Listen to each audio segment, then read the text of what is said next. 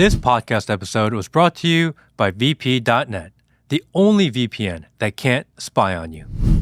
Should the government decide or the people decide who your neighbors are? Because if you think about it, if the government gets to choose who lives next to you, then they call that controlled migration. But if you decide who your neighbors are, they call you a racist? Let's break it down. Good morning, good afternoon, good evening, wherever in the world you are. Welcome to the mKim podcast. I'm your host, mKim, joined by my co-host, Mr. Peter Saddington. What's up? My heart goes out to you, my friends. Welcome to the mKim podcast. Smash the like button and check in SAR. Check in SAR. Let us know where you're from, what you're up to today, because every day is a new adventure. Every day, something to look forward to. New neighbors, potentially. Possibly. Neighbors. And, Will, can I get some more extra sound in my ear? Perfect. Give us a little bit more sound on the ones and twos, Will. So, before anything, definitely go check in SAR, go into the comment section, let us know. The engagement of you guys engaging with the podcast is the only thing that keeps our podcast going at this moment. Because right now, the Borg and all of the systems are against us. Because it is a constant battle with the censorship and with people deleting our comments. I get this all the time. I'm reading through the comment section and people say, well, you guys are deleting my comments. No, we ain't fucking deleting shit. Right? We are not deleting your comments. We don't have time to go through thousands of comments, guys. Not happening. It is definitely not us. If anyone's deleting your comments, it is the overlords deleting your comments. Please don't think that we are the ones doing it, because if you agree with us, if you disagree with us, actually, I don't care. The idea is that you still have the ability to say what you want, to say what you're thinking, and we have no intent on censoring you from our channel.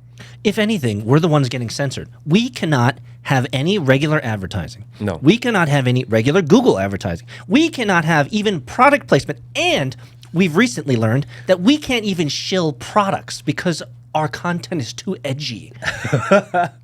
We can't even talk about water cups because we're too fringe, Matt. We are unaccepted everywhere. You know how Visa is accepted everywhere? We're the anti-Visa. We're like the mall gift card that they're always like, no, you can't use that shit. No, you can't use that shit. No, you can't use. That's us. I did run into a company, actually, total side note, but I ran into this company called Paygarden. Have you heard about this company? Do they? It sounds like a pooflinger company or something. No, it's like this this Asian guy, and not Indian Asian, but like real Asian. And what he does is he connects with your POS system or your payment system on your website, and he gives you the ability to accept gift cards. Oh, okay. So say you get these gift cards from Amazon or Bed Bath & Beyond or Best Buy. You get all these random gift cards over time. Or you buy them, but you want to pay for something, but you don't want to use it at Best Buy. Oh, yeah. They let you use those gift cards on your website. Oh. I'll actually connect you to him. Because for your Bitcoin racing and everything else, if you want to sell merch, you want whatever else, and you ever wanted to accept gift cards, and if you want to pay anonymously, because I don't want to use my credit card, but at the same time, I want to pay you. Yeah. It's actually a real good idea. I thought it was really interesting. I really appreciate Matt bringing to the forefront a solution that we don't actually need. I don't even know where it came from. I just thought about it. It's like totally not a show, by the way. We can't get advertising. We can't get sponsorships. We can't shield products. But there's a payment processor that we can use that we can't use because we can't shield any products or advertising. But I happened to meet George a couple weeks ago, and I thought it was a cool idea. Okay, George. Well, we appreciate you, SAR. Check in, let us know. But again, we need help because the entire world is against us. We're censored, we're demonetized, we're cut off. The entire world isn't against us only. The entire world is against all of us. Yes. It's not me and you message. only, but it's all the people that listen to us, watch us, support us. They're against you guys also. We were talking about this at lunch, Matt. Like, there's almost nothing that we can talk about that is acceptable today. Like truly. Like if we wanted to be acceptable, if we wanted to get sponsorships, advertisers, and be able to shield products, like we would be like Ben Shapiro. I just need to put on a tiny hat and go, ah! What do you guys think about Palestine? I've been reading the book. I'm halfway through it. Edward Bernays, Oh, Propaganda. propaganda. Yeah. Oh, I've the been original like guy behind propaganda and the mind control that we see today. What are Yeah. you learning so far, sir? That how you can manipulate populace through messaging, how it's done, the engineering of consent is kind of what I'm looking into and reading, and I'm reading it like over and over again while I read it. I find it fascinating actually, and I think Edward Bernays was a Zionist. He was. He was. And so you're reading the book Written 100 years ago. 100 years ago. That's so true today. Yes. And so I read the book probably a decade ago or so. And I remember one of the things that came out of my brain after I read it, I was like, this guy figured out how to hack humans. Yes. Like, it's kind of sick to say it this way, but I'll say it the way I say it, is that we humans are such simple creatures that this guy figured out, hey, if we put this little mind virus in here, or if we put this little idea, it starts to germinate and starts to grow, and then we can take advantage. When I finished that book, I came away from it saying, dadgummit, we are little ants. We are little bugs that can be programmed. Would you agree? Well, that's exactly what he says. Yeah, I know. And one of the examples that he uses is that he was working on a bacon propaganda campaign. That's right. And in order to propagandize the American consumption of bacon, he made famous American breakfast. That's right. That you need to eat breakfast in the morning. And in that American breakfast comes bacon. That's right. And then bacon became this thing where everyone eats it, and every American breakfast for the last 100 years has bacon in it. Exactly. And at the time, 8 out of 10 doctors suggested camels. Because camels gives you that nice, soothing, tingling feel going down your throat, right? And women could not smoke outdoors during that time period. It was against. But he had to change that. He changed it when women were going through the suffrage moment, and he had women walking out in the parades smoking cigarettes. They were liberated. And all of a sudden, liberation of women meant smoking cigarettes in public, and boom, cigarette industry goes whoosh through the roof. I mean, the man was made of magic. he had. We should do it. We should do a segment occasionally about books we read. You know, that would be really fun. We should because this man, I mean, what he wrote essentially is the guidebook, the Bible. It is the lexicon and dictionary of how to control people. Yes. And for those that are uninitiated and unwashed, you really should at least read the Cliff Notes, because everything that he describes and everything that he talks about that he was planning on doing and that he exacted is exactly what's happening today. Exactly. The pattern's so clear. It's crazy. I know. It's crazy. I'm halfway through it. I'll probably finish it in the next couple of days. So would you say that this book moves you more towards black pillish, or is it more of this like now I know and knowing's half the battle type of deal? I think that's what it is. Is it more like a G.I. Joe? Yeah. I think you just know how the game is played. Yeah. He maps it out very clearly. The science behind it, the psychology behind it, the steps in which you do it. Then you realize and you look around, wait, this is exactly what's being done. And he says, like, in democracy, actually propaganda is necessary. Yes. That's the only way that leaders can get their message across. Yeah, and you have to move the masses that way. And you have to do it in the most simplest common denominator type of way. Make America great again. Yes. Yes. You can't overcomplicate it. You have to make a mission and a movement around simple phrases and visuals. That's right. Hope and fear. Exactly. The greatest motivators. The greatest motivators. Hope and fear. Yes. He was it seems like the dictionaries and the playbooks of how to destroy people are often written by Zionists. Why is this the case, Matt? Why is this a particular leaning of this particular species group of human? And why do they tell us? Why? Yeah. Is it like the 100-year-ago predictive programming type of thing instead of like movies? Yeah. Who? I'm forgetting his name now. Who the guy who started the whole satanic thing with Hollywood? The guy who wrote the book. Do you know what I'm talking about, Will? The bald guy. Satanic. LaVey. I think something like this. Anyway, yeah, They have to write about what they're going to do to the world so that the world can mentally assent and agree that it's okay for them to do it. Oh, Taylor Swift's husband. Yes. Anton LaVey. Something like this. Something like this. Yes. All those spirit cookers and all those like those satanic people, they have to give you the playbook, Matt, because that's part of the game. We've talked about this before, right? That you have to tell the world what you're going to do so that the world can accept that you're going to do it, even as evil as a plan as it was. So talking about things that you have to tell people you're going to do. Oh.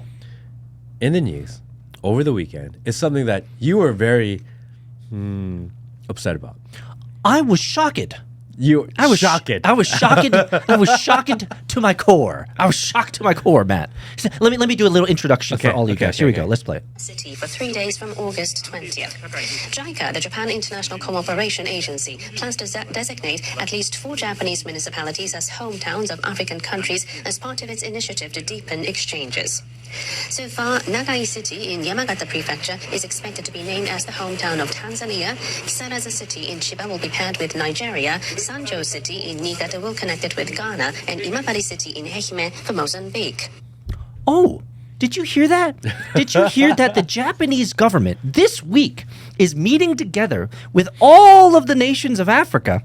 And in all of those nations of Africa, 4 have been selected to go to the island. It's kind of like that movie, right? And so, Nagai, Yamagata Prefecture, is now going to be home of Tanzania. The Kisaru, Chiba Prefecture, is now going to be Nigeria's prefecture.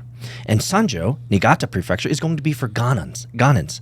And Imabari, Ehime Prefecture is going to be for Mozambique. So we have Tanzania, Nigeria, Ghana, and Mozambique officially moving into Japan. These 4 cities and prefectures. Amazing, Matt.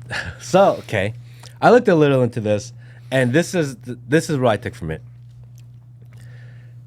Japan has like Korea, Japan has a birth rate problem, has a worker problem, has the population pyramid is very heavy on the older generation and very low on the youngest generation. Yes. It's an upside down pyramid. Yes. This is a huge problem for society, Yes. for demographics, for population, etc. So in order to curb this problem, the solution that the Japanese are thinking or have thought of is that we are going to control migration by bringing in young African workers. Yes. And we're going to put them in their own areas per country and basically create these migrant ghettos. Yes. Number one, that's a horrible idea. That is why I was so shocked, Matt. Horrible idea. I was so shocked. I sent it immediately to you once I saw it. I was like, I can't believe this. And then, as I told you over lunch, I went down the rabbit hole for at least 30 minutes. I looked up each one of these. I looked up Nagai, Kisaru, Sanjo, and Imabari. And guess what? They are the lowest population prefectures in Japan with the least amount of infrastructure support. And number 3, they are the ones that are designated for essentially like removal. So what you're telling me is that the 4 prefectures that are the lowest support infrastructurally, lowest population, like one of these towns is like less than 100 people. You're going to officially designate to these African countries, Tanzania, Nigeria, Ghana, and Mozambique, their ability to flood their people into these prefectures. Well, I think flood is a big word. Okay, so I won't use I the think word. it's a few thousand people that they're starting with. A few thousand? When there's only like 193 people in one of these So cities? they're taking dead cities. Yes, dead cities. They're taking dead cities and stuffing a bunch of migrants in there to come and work. Fantastic idea, Matt. Horrible idea. I'm beside myself, Matt. Yeah. I'm literally beside myself. I cannot believe this is happening. Well, the worst part of that is if you bring in a population, you stick them in their own ghetto, that eventually, especially if you bring in young, healthy workers, they're eventually going to get pissed off. Middle-aged man. They're going to get alienated by society. They're going to cause problems. Yeah. And it's going to make it compound the problem, make it worse because now you have unrest within your borders. This is a horrible idea. However, However, there is a lot of global precedents for this. Maybe not in the exact fashion that Japan is attempting to do it, but did you know that Qatar has 3.2 million people? Do you know how many people in Qatar are Qatari? I think it's less than like 800,000. 300,000. Yeah. I knew 10% of Qatar is Qatari. Qatar is considered one of the most technological and advanced countries in the world. Yes. They're doing it. 300,000 of their 3 million people are Qatari. Yeah. UAE, everyone's like, oh, go to Dubai, go Dubai. Dubai is awesome. Dubai is awesome. 80 to 90% of UAE are immigrants. Yes. Well, they're seasonal workers. That's probably more accurate. Seasonal. They're in their ghetto outside Dubai. Dubai is like 90% not Emirate. Yes. And we consider UAE and Dubai one of the most advanced countries and cities in the world. Yes. It's interesting that as one of the most advanced cities and countries in the world, there's such a disparity between the rich and poor. And they import all of this, dare I say it, slave labor, seasonal workers, to essentially build their castles in the sky. But isn't Dubai also one of the safest cities in the world? It is. Because 90% of the people aren't there. They're like, hey, let's just have Sharia law and just chop people's hands off. Because what do we care if we're chopping people's hands off? They're not even Emirate. They're not even Qatari. Let's just chop their hands off and keep them in line. Maybe that's why they have that rule. But that's, I don't know if we wanted to go there, but in the same time, it's kind of working. It is kind of working. It's kind of working. But it's working because 90% of your country is not from your country. So let me task you on this. Have you ever, I've watched probably at least 2 or 3 videos where these streamers will go to Dubai. They'll leave out their Rolex or their wallet or something expensive like on a bench. And then they leave for the entire day and they come back still there, right? Very much like Japan. Something's working. The laws of these countries, something's working. But is it working? 90% of your country don't belong there. Well, hold on. They've imported them to help build their castles in the sky, but they keep a very tight rule of law. No fuckery. Okay. No fuckery. Okay, how about this then? In Japan, if they allow in these 4 cities of African migrant workers, but they give 0 tolerance to what they're allowed to do, are you okay with that then? Yes, 100%. So you're okay with the African migrants giving cities and ghettos? I'm not okay with them. No, don't twist my words. Don't twist my words, Sar. I am not okay with oil and water is where I'll start. I don't care who you are. You go to Japan and you're not Japanese, you're not Japanese looking, you're not Japanese culture, you're not going to be Japanese. Ever. Now, the reality is Mozambique people, is Zimbabwe people, are they going to assimilate and become No. It's never going to happen. But they don't want to.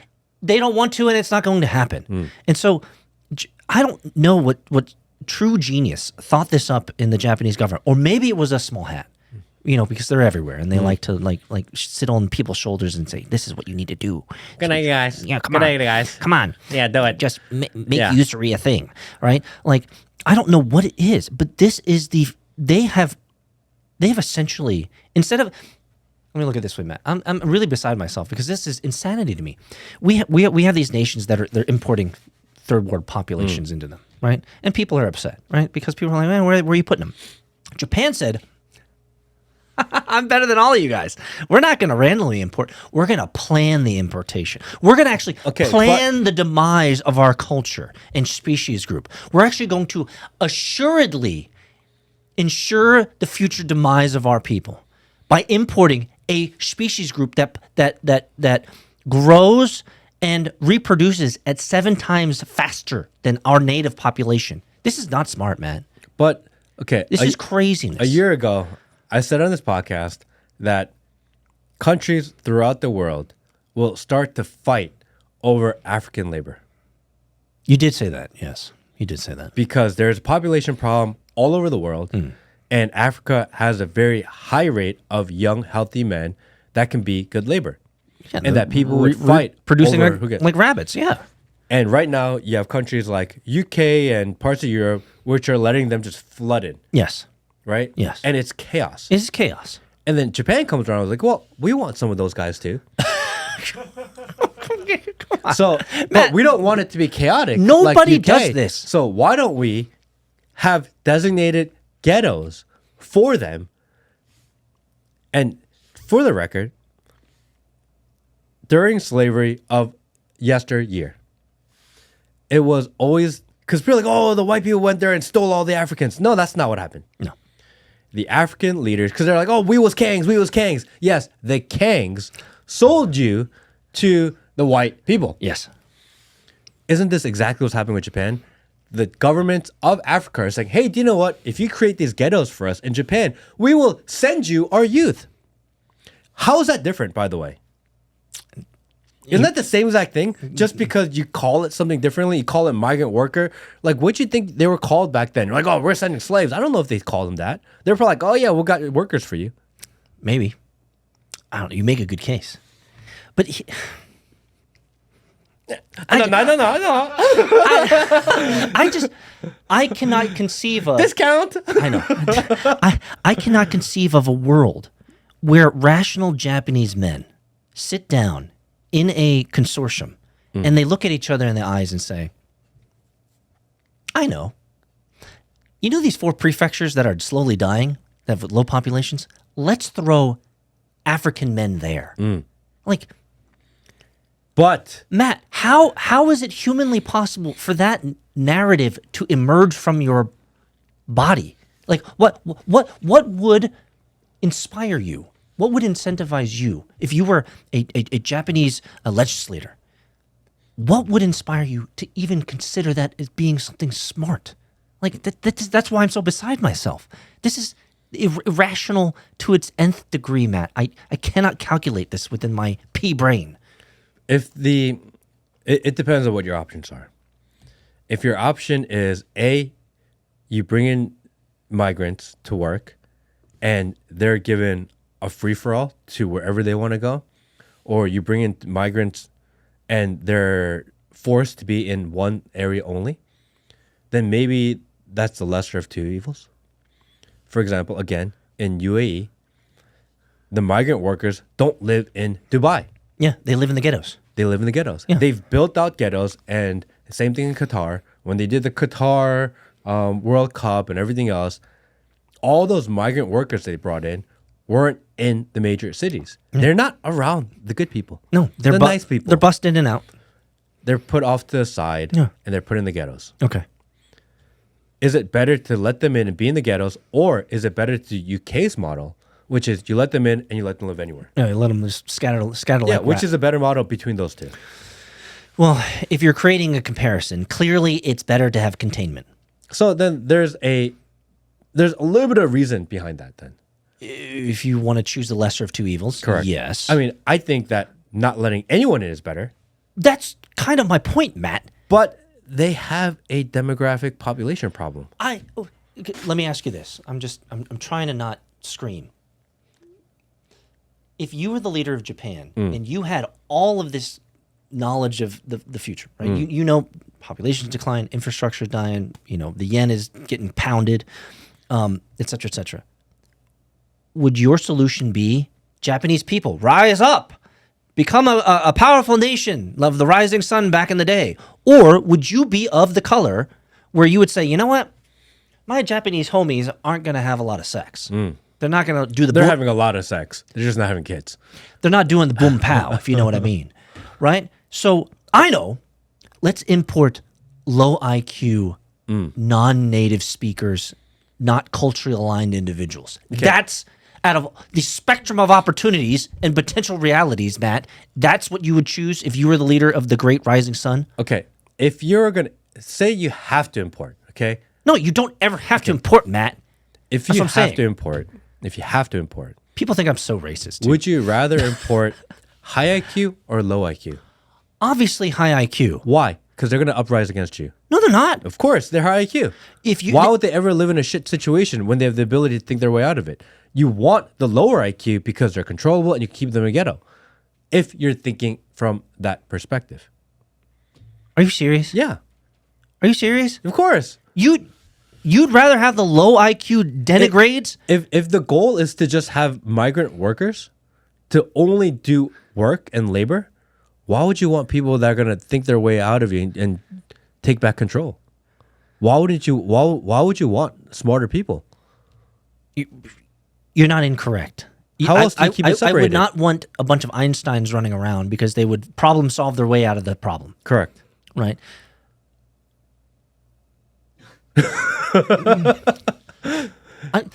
Let me just be abundantly clear, because people have commented that out of the two of us, I'm clearly the most racist. What? Why? I don't know. I feel like I'm more racist sometimes. Which is fascinating, because you're the one that actually says you're racist. I've never actually say that. You're the one who says that. I mean, not in a negative way. No, I'm not. I'm not demoralizing you. I'm not denigrating you. I'm just saying. But I'm going to make it abundantly clear for those who think between the two of us that I'm the most racist. Clearly, I'm the most racist. I don't. I'm going to make it clear so no one has any question. I don't like importation of people groups into nations in which those people groups don't provide any value. Like they just suck from the teat of their host nation. They're leeches. Like I'm totally against that. Period. Full stop. And I don't understand why people are okay with other people coming into your town, your city, your home, your nation, and sucking from the teat of what you have built and what you love. I don't get that. So I'm against it. And so when I'm looking at Japan and they have these bigwigs and all, if you watch the video, you see all these bigwigs talking about how they're going to import all these Africans. And you see all these African people from all these African nations going, yeah, we're getting in. Like, this is insanity to me, man. How is this a solution? How is this a solution? So Japan has a really hard time, harder time than Korea, because the Japanese tend to live in Japan. They're highly ethnocentric, and yeah, that's fine. They're very, very nationalistic in that regard. As a comparison, Korea has something like 7.5, 8 million Korean diaspora all over the world. Yeah. So Koreans tend to leave Korea and settle in other parts of the world. This is much more common for Koreans to do than Japanese to do. For Koreans, they kind of want to do something similar. Because I actually saw a speech from the new President Lee, the other day, and he said that, actually Korea needs to be more open and friendly and accepting of the immigrants here. Yes. Is what he said. And I was like, what? People don't like that. But there is a solution for Korea. The solution for the population problem in Korea is that they could at minimum figure out a way to bring Korean diaspora back home. Because that would solve the problem. There's a lot of young Korean diaspora throughout the world that they could figure out how to incentivize to come back. Right now, the difficulty with that is that if you're Korean American and you go back to Korea, they don't treat you like you're Korean, right? You're not Korean to them. It's this problem of being Korean American and you're like, they say like a person without a home. Yeah. You're like Korean or Korean. Yeah, you're too Korean for Americans, but you're too American for Koreans. Yep. You're kind of stuck in this no man's Yes. land, right? This is something that you felt, I felt, Will's felt, like Yep. we've all felt. Yep. Anyone that's Korean American, Yep. they understand this. But if they were able to bring them back, something like Israel has done very well. You mean give ridiculous tax incentives and other incentives monetarily to come back to the homeland? Israel, this is the one thing that Israel does for its diaspora phenomenally. Well, they certainly leverage your taxpayer money to make that happen, don't they? They spend American tax dollars and other world governments' tax dollars to make sure that anyone that is Israeli or has roots to Israel or is Jewish can come back to Israel at any given time. You get citizenship immediately. They'll let you keep your dual citizenship. Look at Congress. You don't have to be even Israeli Jewish to get your dual citizenship, really. And they give you a stipend. And they give you a house that was previously occupied by a Palestinian. And if you are in high school, then they sponsor trips where you can come back and connect with your roots. Yeah. Hump the wall. They do this to keep their people loyal to them. Places like Korea, it is extremely expensive to migrate back to Korea. If you and I wanted to go back to Korea, then we would have to pay tax on our global earnings in like 50% tax bracket to Korea. Yes. Meaning, if we made money in the United States, but somehow we go to Korea and we become Korean citizens, the money we made in the United States, we now have to pay in tax. Technically. However, there are loopholes, yes, but not wrong. Which there's like, well, why aren't more Koreans going back to Korea? Well, it's fucking expensive. It's not economically feasible to do so. They are adamantly, they don't have a program to bring them home, which they should have, because then they wouldn't have to import foreigners. That would actually be a better solution. Japan doesn't have that luxury because there's not as many Japanese out there in the world. So you're saying that Japan, the only solution for the population woes is the importation of low IQ individuals from Africa. I mean, are you going to bring in Indians? Are Indians better? I mean, that's what. So UAE and Qatar brought in the Indians, Yes, they did. right? Yeah. So if 10% of Dubai is like SARS. Emirate, yeah. Emirate, Yeah. and 90% are SARS. SARS, yeah. A bunch They're of SARS. everywhere. Yeah, they're everywhere. Is that better? Man, Like if you had your choice between importing in, because you need a labor force, your youngest generation is fading, they are vanishing, so you need labor. Regular young people don't want to do common labor jobs any longer. This is a problem throughout the world, is that the youngest generation that has fallen to consumerism don't want to work. yeah. And now we're telling people, everyone's convincing you, they're spending trillions of dollars to convince you that you don't need to work anymore. AI is going to do your job. Okay. But that's actually not true. Then who's going to do the job? Well, the answer is Do you want more Indians or Africans? neither. But you have to choose now. Well, if I were to be able to choose, I would choose the white man. But they don't want to work. The white man is the only species group that has consistently over time built empires across the world. On the backs of Africans and Indians. No, you can't say that because we have the whites in the South Africa who made their own nation after they left. We have many, and we have a couple that have been in the news recently in America where they're going off and they're buying land, and it's a private company that you can buy into where it's whites only. So, like, I know I'm sounding, racist or whatever, but let's be intellectually honest. Like, if I were to choose between a species group, I would choose the white man because the white man is more productive. But you would say that they're too smart and they would work themselves out of the problem and they become a problem. Okay, if I was But the white man is highly agreeable, though. The white man would come, help build infrastructure, and then be agreeable to the host nation instead of pillaging them. If I was Japan and I wanted 1,000 migrant workers to come in, how are you going to convince 1,000 white people to come work and do like shit jobs? You're not. Yeah, you're not. Yeah, that's the thing. That's So the you're problem. stuck with Africans or Indians. Because those are the people that'll say yes. Yeah, it just keeps going back to an IQ issue, doesn't it? Then which ones do you want? Would you rather have 1,000 pooflingers in your ghetto, or would you rather have 1,000 Africans in your ghetto? Man, pooflingers or mud pie eaters? I'd rather have the Africans, dude. Let me give you. I'm just gonna be honest. I'd rather. I've met a bunch of like Africans are really friendly. They're like really happy all the time. Like they're polite. They're cool. They're really low. Let me give you a third option. Like chill. Here's the third option. Versus pooflingers. Oh, dude, I'm so fatigued with them. Well, you get to your pooflinger story in just a second, but here's my final statement. The third option is let your country persevere. Okay. And what's going to happen? Like we talked about this, the pendulum always swings from one side to the other. So let the nation persevere. They're going to go down like this, and then you will rise again. So okay, in that thought, I've been thinking about this one. So Korea currently has a population of about 53 million people. With the current trajectory of population, birth rate, etc., it could be at like 30 million people in 80 years. Yeah. Yeah. We actually might see the inflection point where it's like, holy shit, like Korea's done.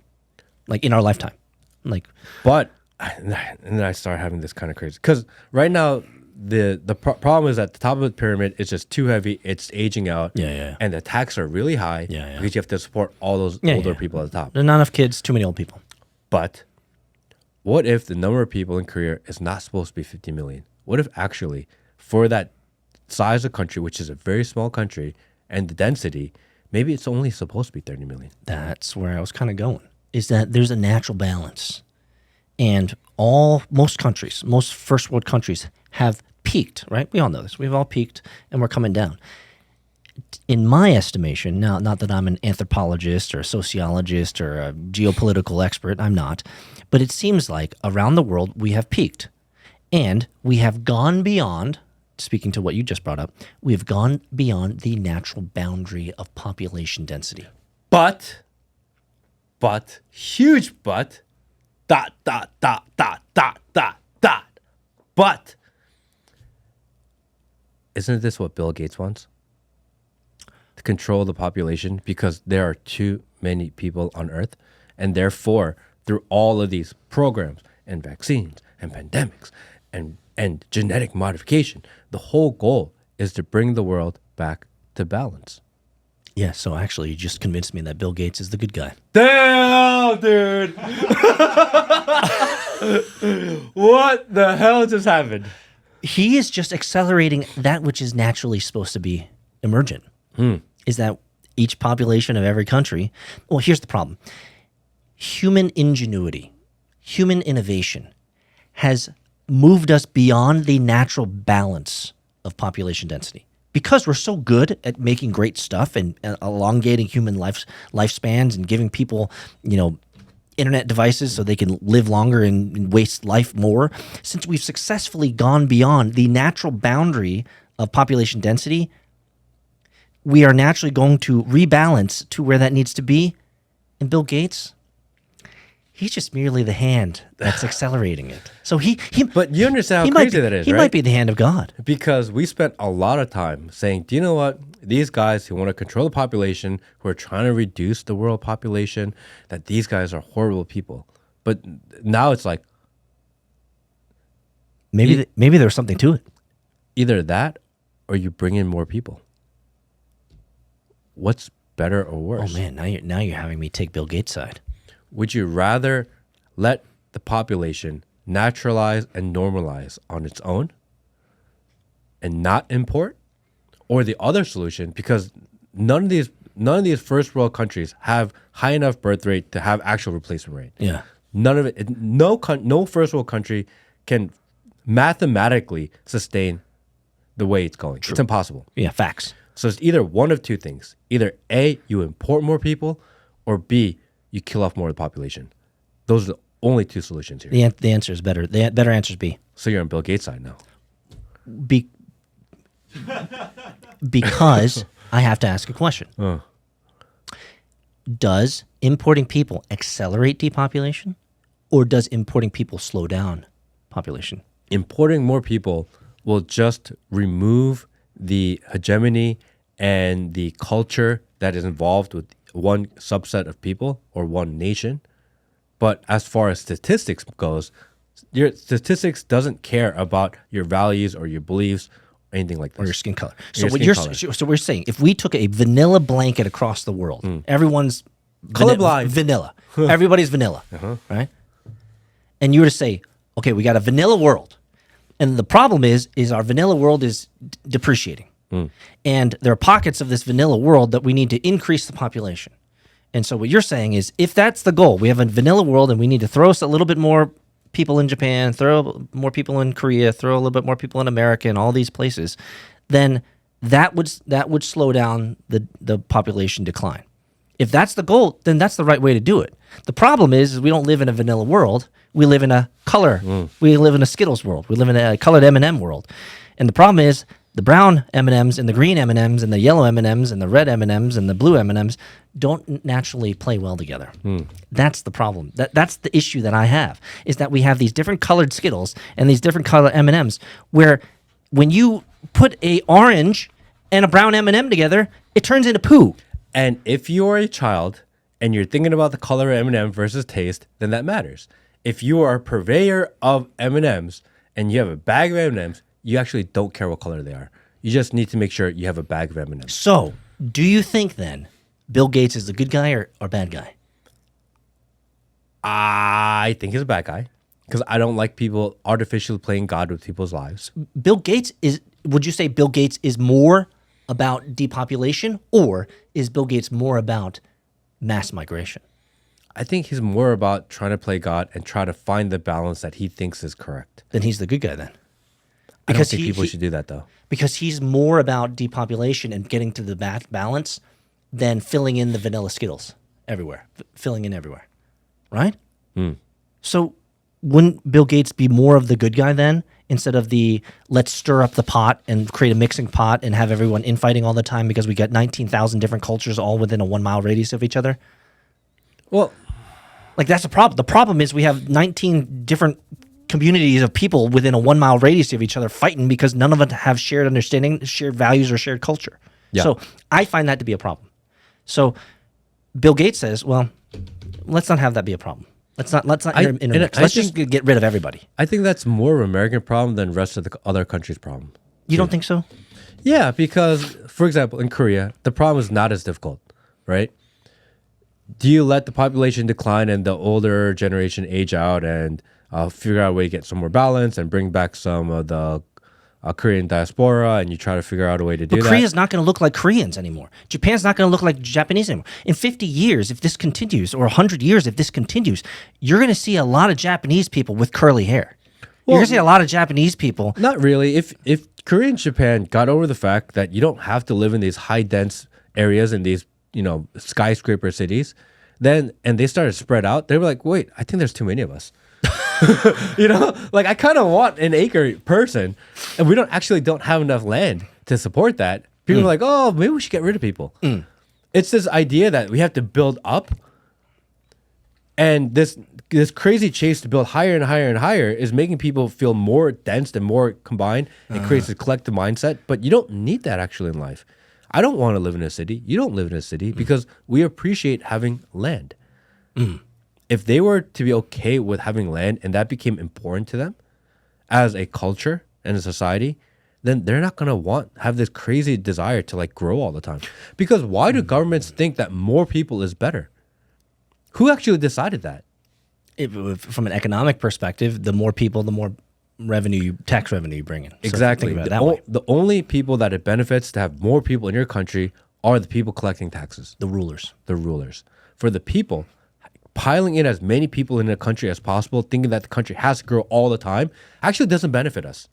I like it the way this conversation is headed because I think we're focused on something that, frankly, doesn't really matter. Can I say, given all this conversation and context, who gives a fuck? How about that? How about that? How about who gives a fuck if the population's declining? Let me add an amendment to that. Who gives a fuck? Let me ask you this. Does preservation of culture matter to you? Yes. Why? Because I think that's the core. That's a core foundational issue that I have. Is that as you import these four municipalities, prefectures of Japan, and as you rewrite history and you bring in these African people, over time, Japanese culture will erode, it will dissipate, it will amalgamate to these other, cultures. Only if you allow them to mix. But It's going to happen, If man. you put them in their own ghettos and you bring in low IQ and you say, you guys are workers. But again, this becomes a huge social problem, a human problem, because now you're talking about modern day slavery. Can I bring in something that's tangentially connected? I forget the guy's name, but there's this guy, Will, if you want to type it in real quick, and I think it's Poland. It's a Nigerian guy. He's a doctor. I'm getting some of this right. Why are you so gay? Why are you so gay? He purposely, type this in, Will. You'll find his name. He purposely gave AIDS, HIV, to all of these women in Poland. I think it's Poland. Look it up. Will, type in Nigerian man gives all these women HIV in Poland or something like that. So he was just indicted.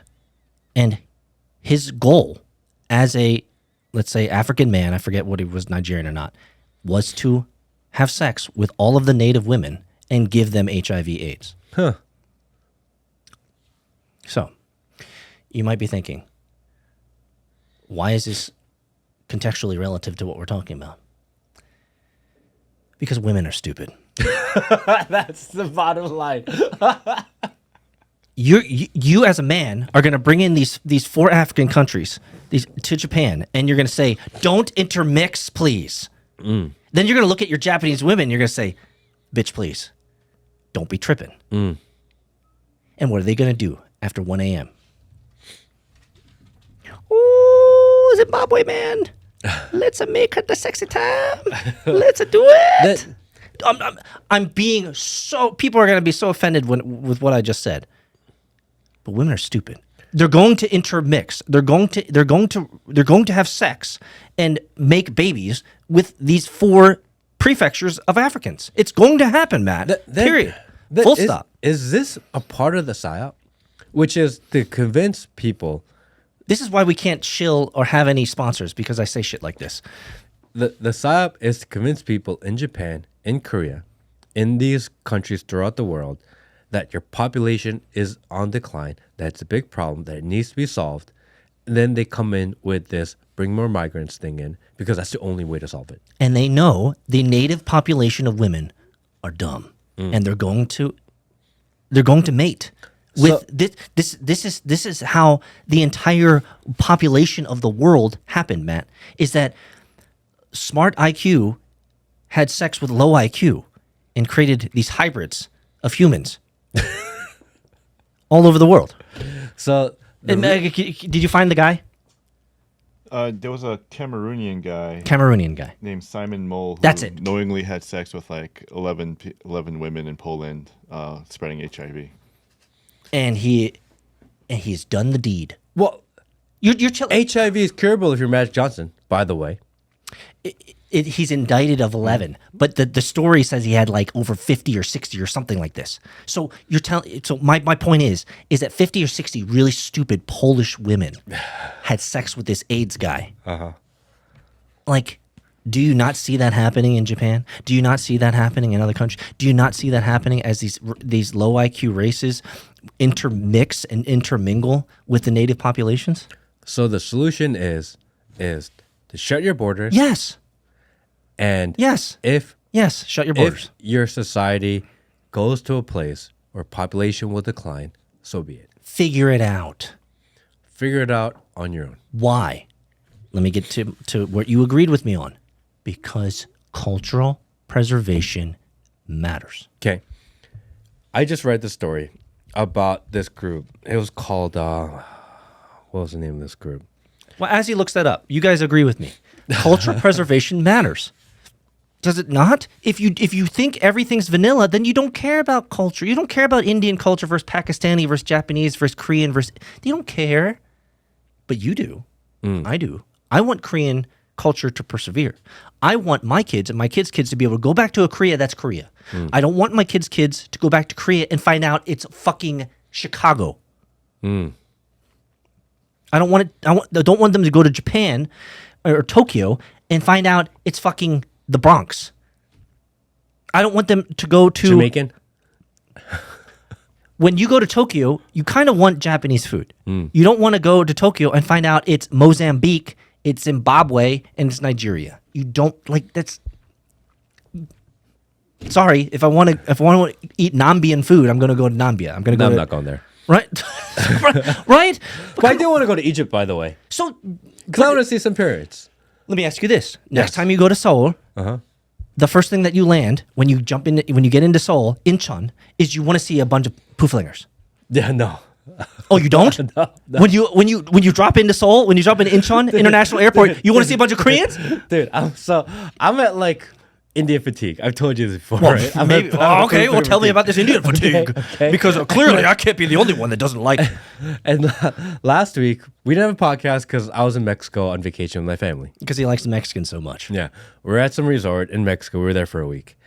And we're at, the buffet area.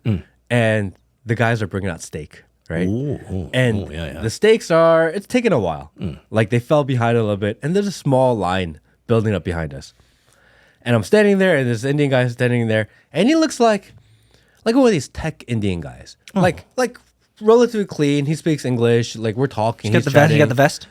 He was like normal guy. Okay. And I'm thinking in my mind, oh look, not all Indians are bad. He's like a regular guy. Famous last words right there. And we're chatting and we're waiting for the steak, which is, now that I think about it, it's weird because it's Indian and we're waiting for beef steaks. He was worshiping, actually, the cow. But he was next to me and we were chatting while we're waiting there because it's like 5 minutes or so. I was like, okay, maybe I'm too harsh on Indian people because, you know, this guy's like totally normal guy. Yeah. And he's holding his plate of food, waiting for the steaks. They can add it on top and go. And I guess the wait just took a little bit too long because the guy's plate of food, it's got like mashed potatoes and random like food on it.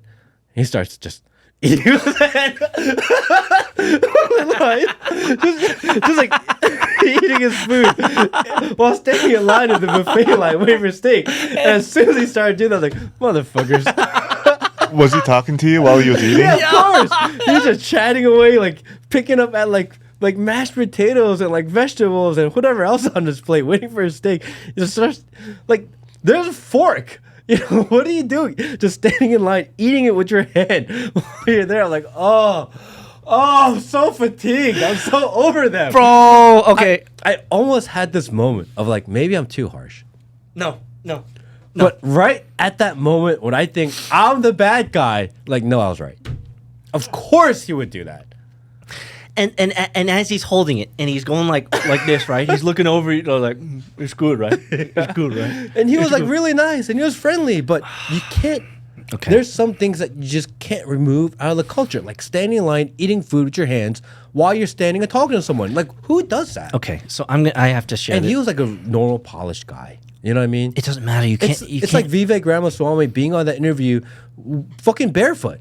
You just can't get that rid of. You can't get rid of that. You can take the trash out of the trailer park, but you can't take the trailer park out of the trash, right? And he was like, "Oh, Matt hates Indian." The most racist people against Indian people are other Indian people. Oh, yeah, absolutely. Like I remember I lived in India. Yeah. Right? These guys, it's deeper than race. It's class. It's like twofold. Not only is it racist, it's classist. Why do you think Vivek Ramaswamy hates being Indian? He never wants to relate to being Indian. Why does J.D. Vance's wife never want to be Indian? Because they're self-pitying, self-hating people. Yeah. And they're the worst ones, actually, by the way. Yeah. Well, it's rough when you're the highest caste of. Don't be mad at me because I noticed some guy standing in line. Okay, I have to share that. I have to share. I'll make it quick.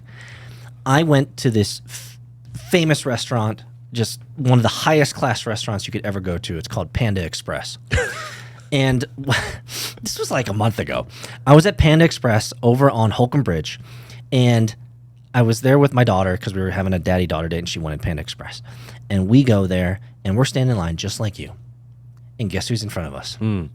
2 SARs hanging out on their lunch break. Line's a little slow.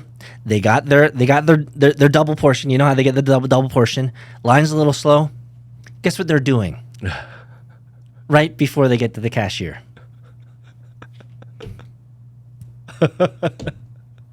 My daughter's like, "What are they doing, Appa?" I'm like, "They're eating." She's like, and I could see the machinations in her brain start to move, the gears. And she's like, "But they're gonna." I could see her because we're about to hand over money. How are they gonna hand over money when their hands are full of General chicken. Or chicken. Seriously, sesame chicken, bro. So they're all like, it's like, bro. There's just some things that when you're in Rome, how do they say? When you're in Rome, be like Rome, right? When you're in Greece, act like Greece. When you're in America, be American. If you're in India, act Indian, right? When you're in Rome, do as the Romans do, right? But there are some cultures where you just can't take them out of the culture, man, and it's really unfortunate. But okay, there are a population in America that are getting fed up with everything going on. I feel like some people could probably point to you and I and say, you know, Matt and Peter are kind of at the tip and edge. We're kind of there. We're kind of over it. Is that where we are? We're there. Are we there, Will? Are we over it? I read this story about this group called Return to the Land. Return to the Land. Return to the Land. And it is these 2 white guys that decided they're going to create their own white community in Ozark. Yep. And they apparently do some sort of structure where they interview people and make sure that you're white. in order to qualify to move into this land. Yes. And they bought something like 160 acres or 350 acres or whatever the number was. And you can pay per membership interest to get 3 acres of land. It's something like $6,000 or $8,000. You buy into the company, the corporation. Yeah, you buy into the corporation, and for buying the corporation, you get 3 acres of land. Yep. So it's not illegal. No one's tried to go against it. Yeah, it's not illegal. It's a privately owned enterprise where they personalize the application process towards a particular type of demographic. And there are people watching this or have thought about this, go, that's a great idea. We should have a white-only neighborhood. I think it's a fantastic idea. And then I looked into this. It's like a shithole. What do you mean it's a shithole? Like, there's like a couple cabins, and they're living in like these little storage units. They have some. It's been there for like 2 years. Give them some time. They have like dirt roads, and they have some like chickens and goats. And it takes time to build a target. But then I was looking into the Muslim one.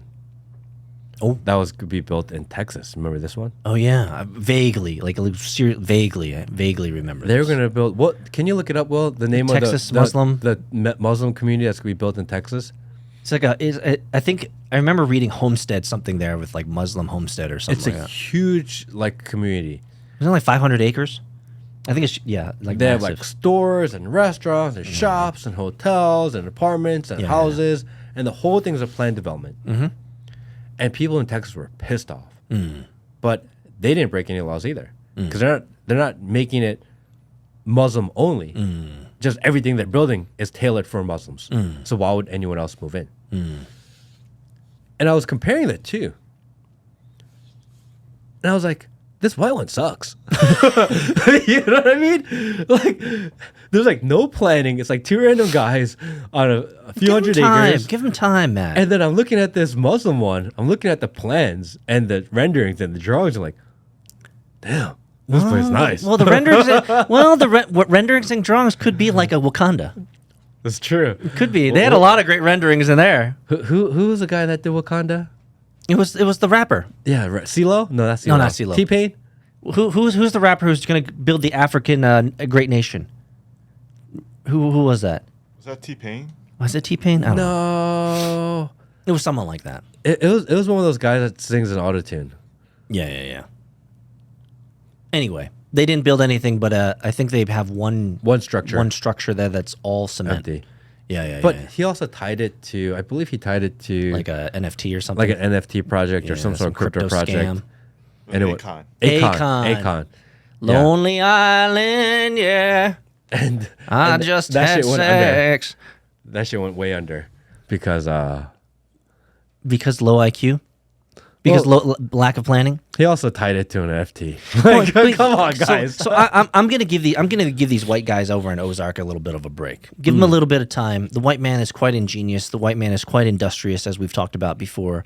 There's history dictates that it would not be an unfair bet for you to bet on the white man. No, truly, it would not be a bad bet to bet on the white man that they're going to build something substantial and build something that will actually last. Well, okay.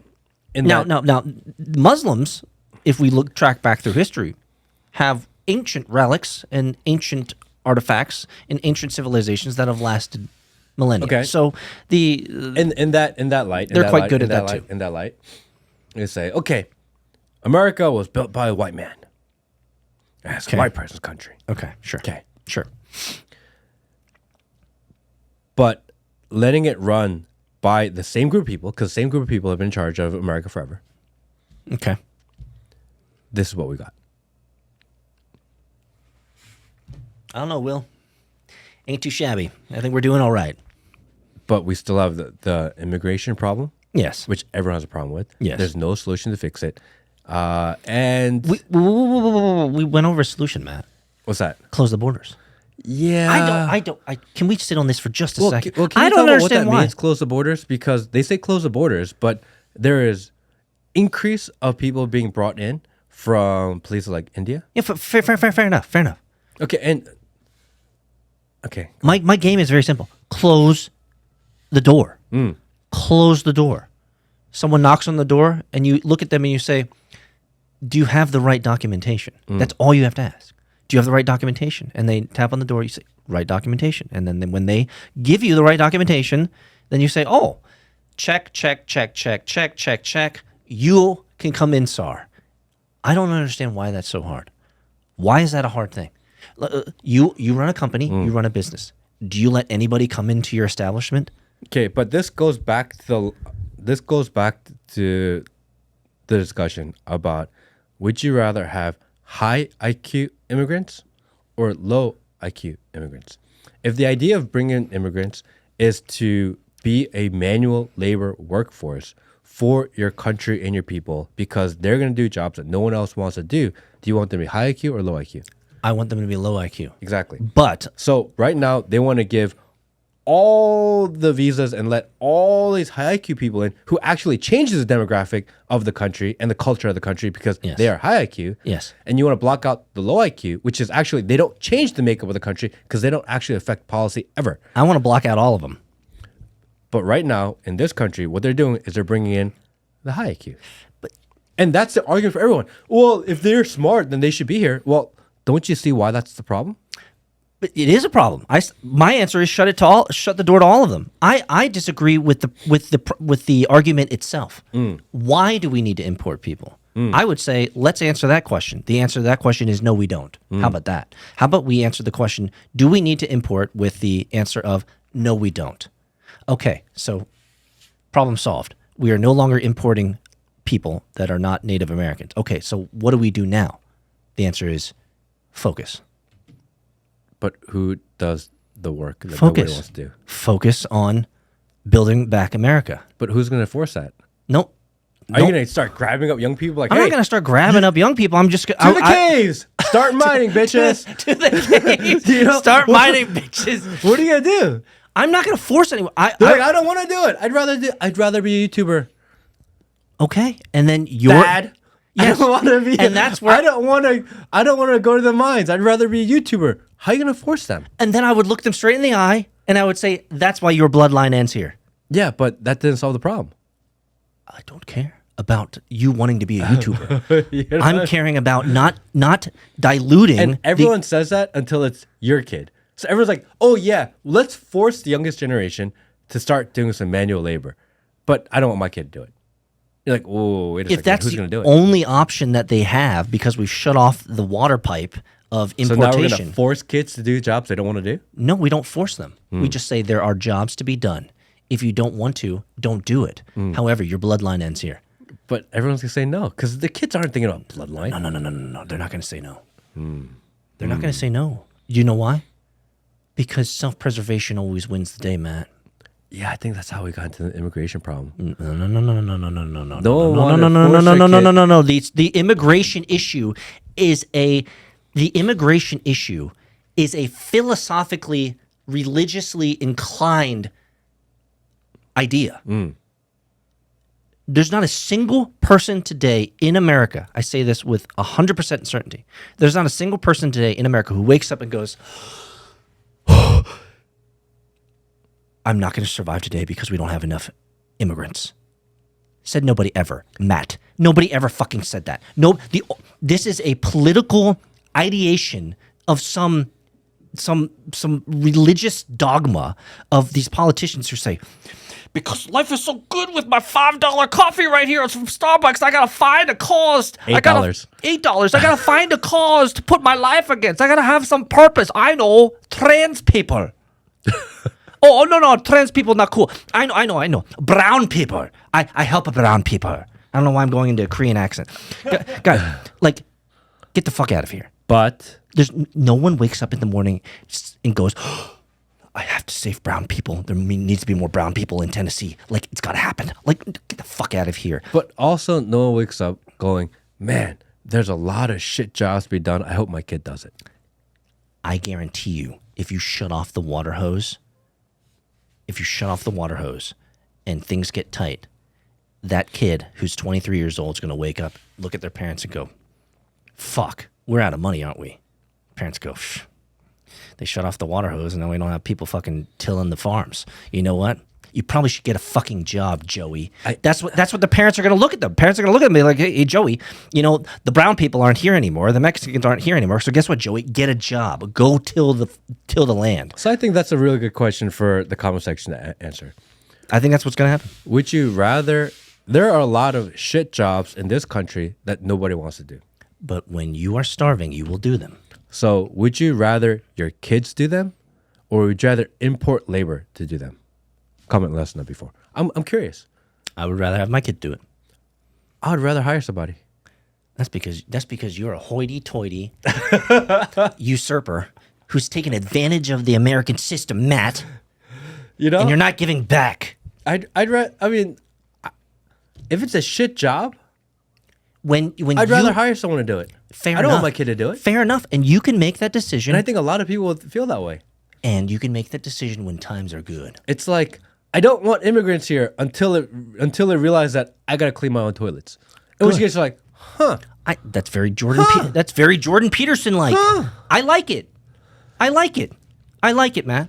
I like it. I like it very much. Like, why does Dubai work with 10% of Emirate and 90% immigrant? Because they are. I'm not saying I want that at all. I think the solution is zero, by the way. But still, it works. Because it's a small nation in which they can absolutely keep the riffraff and the crap away from the mainstream. So then maybe Japan's model actually is the best model. You have migrants, but you put them in their own ghettos. I don't know, man. I'm just saying. It's a thing. I feel like in the beginning, I was like, "This is crazy." But it is more and more it I is think crazy. about it, I'm like, but it's an actual solution. Well, there's this one undertone that we haven't touched on that I think is we need to bring up. And by the way, putting people in ghettos not humane, not for it. But I'm just saying, we're free thinkers. We're going through all the options, right? Like, I don't think there's anyone who could peg us to a wall and say this is exactly what they say. Yeah. Right. No, you guys have no idea what we're thinking. There's one thing. There's an undertone that we haven't brought up, and the undertone is class. A little bit, but there's this undertone of if the Japanese are going to be importing these 4 African countries into these 4 prefectures, isn't there a tinge of class issue here? One could look at them and say, well, clearly the Japanese think they're better. of course. Right? Because they're importing low wage, low skilled, low IQ, and they're going to relegate them to these particular sanctuary areas, sanctuary cities, essentially. And so there has to be, as part of the conversation, a class issue. Clearly, they're not doing this out of like the goodness of their hearts, right? They're looking at this from an economic, like, we can't supply it, so therefore we have to find low wage, low IQ to supply it. So there has to be a class issue. They're reviving indentured servitude. Fair enough. That's a great way of putting it. And so I think we have to also wrestle with that fact that clearly there are nations that think they're better than others, and that's just the name of the game. Is that okay? I mean, again, if you're the world celebrates Dubai as this economic wonder of how they're able to achieve zero crime and a very high standard of living. Yeah. And you go to Dubai and you don't see them because they put them all outside the city in these ghettos. Oh, yeah. And people are like, oh, look, I've been Dubai, there, yeah. And Dubai is amazing. Yeah, it is very clean. And then you go to London and you're like, well, these guys are everywhere. And you're like, well, this sucks. You're not wrong. And it's like, wait a second. That method is what the world sees. Even though if they know, maybe their perception changes. But from a very overarching kind of high level view, everyone will say Dubai is better than London. Yes. Because you don't see the riffraff. Yes, they That's hide what Japan wants to do. They want to hide away the riffraff into their own ghettos, but yet still get the benefit of having them. In the United States, they're everywhere. They're in tents. They're under Bridges. The bridges. And people are like, what the fuck was going on here? But what if you could still have them do the services that you want, but you hit them away? I'm not saying that's a good thing to do. That's very inhumane, by the way. Well, I don't agree. But I was going to actually say the opposite. And I was going to use the exact same word that you just used. Is it more humane to section them off? Oh, that's crazy. I think you and I, this is the reason why we're not able to make any money, because we're willing to fucking talk about it. Like Is it more humane to put migrant workers in their own ghettos? That's the question. if based on your description, which you and I are both world travelers, I've been to Dubai, been to UK, certainly. Like, it's clearly more clean and better in Dubai than it is in London. Yeah. It's not working there. No. It's a shithole. Like, and there are certain areas of other major metropolitan cities in America and Europe, et cetera, that are just like that. And so you actually brought up in my mind for the first time, this is why it's fun to have these conversations, that actually it might actually, I've never thought of it this way, it actually might be more humane to import them and segregate them than to import them and integrate them. So now, that's kind of fucked up, but at the same time, it's like it's more humane. So now we're back to like segregation works. Bring back the 60s? I don't know, man. And you're like, wait a second, they were really bad people, but then we started this conversation with, it's terrible to be importing these people in Japan. It's going to ruin their culture forever. To now, it's actually the most humane thing we could do. Like, the bottom line is there's actually no easy solution for this. There's no right answer. Moving humans is a tough conversation. Yeah, it's also a very lucrative business. Brother. Moving humans is the most lucrative business in the world. If you include organ harvesting and all that, it is the number one. You can't say organ harvesting. Someone left a comment saying like, oh yeah, Matt looks like he's got really healthy kidneys. Motherfucker, he's like, you know what I mean? These motherfuckers, these guys will pick at any scab. You show any sign of weakness, they're like, oh, I got this bitch now. We're gonna cut him open and we're gonna take his kidneys. Fuck. Dude, do you have human poachers that are watching you? No idea, they're bro. like, you got some guys who are like, damn, those juicy lips. I want those matte lips. Oh man, you better be careful, bro. You never know. I don't know what the better move is. I don't know how to solve the problem. I understand why politicians fight over this all the time. Why global leaders and thinkers fight over this issue all the time. I understand why people like Bill Gates exist. I don't agree with him, but I understand why he would think that way, that depopulation may be a solution. We actually kind of humanized him a little bit today, didn't we? I mean, because if he is, again, our argument is this: we as humans are so good at pushing past the natural boundary of sustainability because we're good with technology, we're good with food. We like to overspend, we like to overeat, we like to overconsume, we like to overpopulate. So I think we have, that's a great way of putting it, very simple. We have successfully overpopulated the natural balance of each nation, right? Because if they were balanced, then we'd continue to go up, but we're not, right? We're going back down. So some would say then that Bill Gates is the hand of God. Duh. I wouldn't say that. He's accelerating the natural balance of the world. Like, he's bringing us back to natural balance. But okay. But this is all under the premise that we are actually being overpopulated. But you and I both agree that the population numbers of the world are overinflated. Oh, yes. Well, and we actually have less people in the world than we were told. So maybe if we add that together, we are actually several orders of magnitude far beyond where we should be. Or maybe we're actually just fine and the whole entire thing is a game. Because if the idea is that you need to import because you need more people, but we have enough people, but we don't, they say we have too many people, but we actually don't have enough people, we have no idea. Oh, it's just a charade. The whole thing is to keep us talking, moving, and in the meantime, they make money by moving people around the world. Because, as we concluded, the most lucrative business in the world is the movement of humans. And we're just stuck here playing the game. Fuck, dude. I watched this video about this Chinese lady talking about the population in China. Yeah. And she was like, in the 50s or something, it was like 500,000 people in China. 500 million people. I think I've watched the same lady. Yeah, 500 million people in China. But right now they say there's 1.3 billion. I think she says there's 300 million, right? Something like yeah, ridiculous. She's like, if you had 500 million then, and they say you have 1.3 billion now, that means that each woman would have had to have an average of 5 kids each. Yeah. But during that time, it was a one-child policy. Yeah. So how do you go from a one-child policy to increasing 5-fold? Actually, mathematically, statistically, does not make any sense.